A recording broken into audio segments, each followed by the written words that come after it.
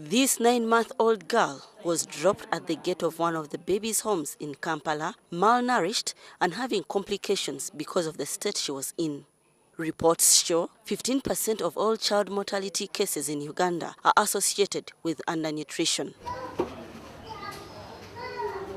But this does not affect only health, but also government loses lots of money. A report, Cost of Hunger in Uganda, released today by the government says the country loses 1.8 trillion annually due to effects of malnutrition. To launch the Cost of Hunger in Uganda report. The study, supported by the African Union Commission, the UN's World Food Programme and the UN Economic Commission for Africa, found that treating diarrhea, anemia, respiratory infections and other clinical conditions related to malnutrition cost 526 billion Uganda shillings. Losses in productivity reached 417 billion shillings in manual sector such as agriculture and 241 billion shillings in non-manual activities due to low education levels. In the education sector, the study estimated that 7% of all repetitions for an estimated cost of 20 billion for the government and families. The study also estimated that child mortality associated with undernutrition reduced Uganda's labor force by almost 4%, where 657 billion was lost due to an absent workforce brought about by early deaths. Now, when a mother is undernourished, she's most likely to give birth to an undernourished child. And this will manifest itself in things like low birth weight. Then that child will fall sick very easily and very frequently.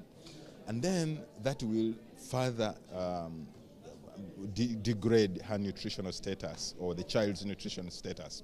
Now, when that child, the undernourished child, goes to school, because her brain development will have been retarded by undernutrition. Despite Uganda being a food basket in East Africa, government says efforts have to be shifted to awareness campaigns about good feeding. In zero, in other words, the day you are born, and 1,000 days of life.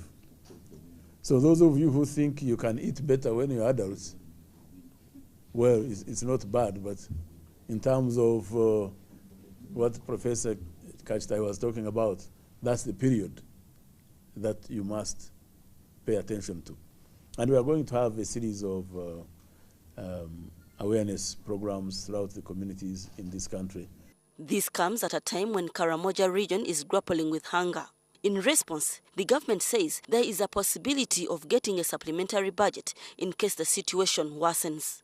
Talking about supplementary budget, we can't allow our people to die with hunger. That's what I want to tell you. As long as some of us are still in charge of finance there, we will find a way of solving that problem as soon as we get the full facts. The costs spent on malnutrition alone cripple the health budget. Irene Namialo, NTV.